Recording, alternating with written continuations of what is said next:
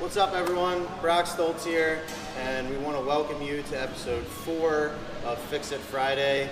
Joining me today is Allie Yu.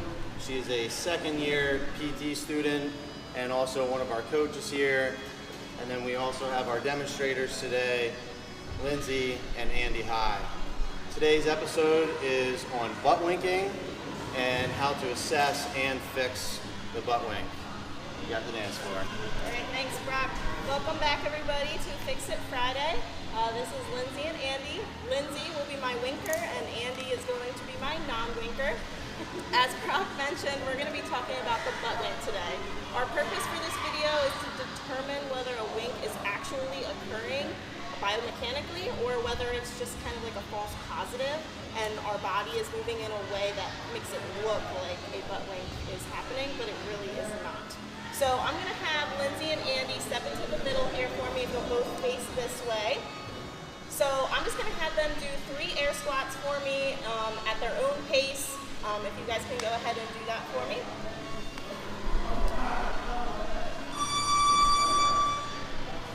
Beautiful, thank you. As you guys can see, Lindsay was our winker here, and a wink is going to be a posterior tilt of your pelvis, so that your hip bones here are going to rock backward, and it almost looks like your butt is kind of tucking underneath your body. Andy here doesn't really seem to have a wink present. Sometimes though, if you do watch him, it appears as though there is a wink present, and one reason that might occur is because his lumbar and sacrum are moving from a extension into a neutral position, and that kind of gives a false positive that there's a wink actually happening.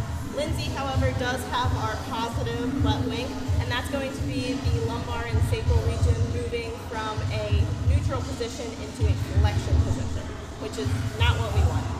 So those would be 2 potential reasons for a wink happening. A third reason would be that there is a collapse of the core, and specifically the transverse abdominis.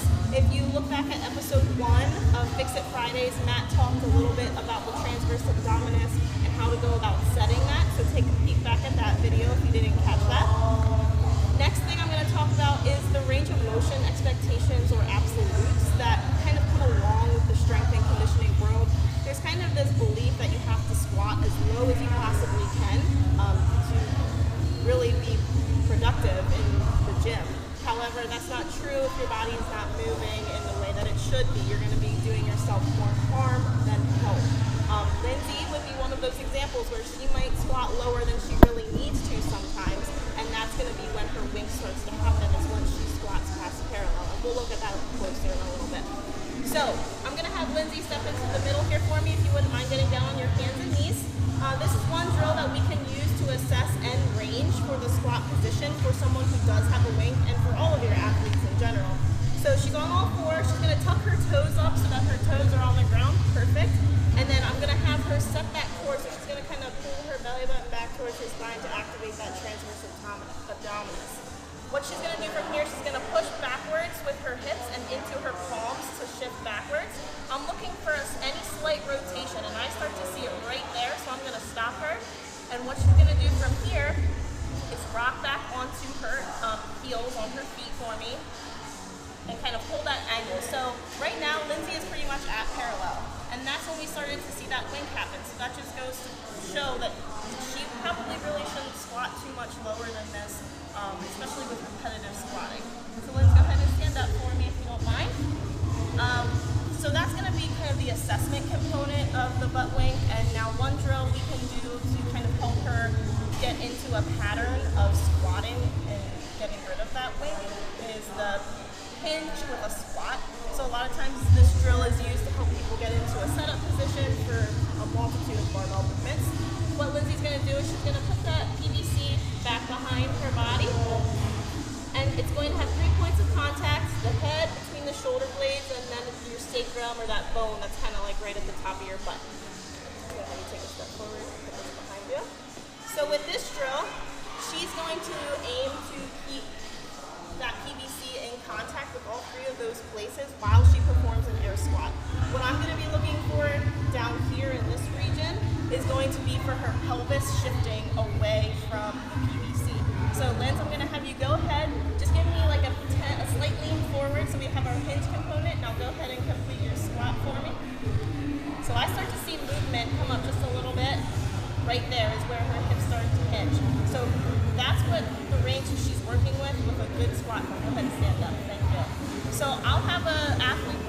this a couple times, even in their warm-up, just so they can get used to getting into that position and focusing on not allowing their pelvis to rotate. Having a target is a really good idea, otherwise they're going to go a lot lower than necessary and you risk putting that person into a posterior pelvis position. So Lindsay, go ahead and give me about 3 reps here with this drill. Good. So we can start to see that as she squats down, we're getting that rotation away from the PVC this way. So her butt's tucking underneath her, which is not what we're looking for. We want to try and keep those hips rotated backward the whole time. All right, thank you, Linz. Good. Thank you guys for watching. Next week, same thing on Friday for episode 5. Tune in, and we also have the BA Summer Classic coming up. That is a team competition, a powerlifting, bench press, and deadlift nationals, and then a level 2 strongman competition, which is the national qualifier. So check it out at www.basummerclassic.com. If you guys have any questions, email myself at brock@baathletics.inc.com, and also check out our website. Thank you.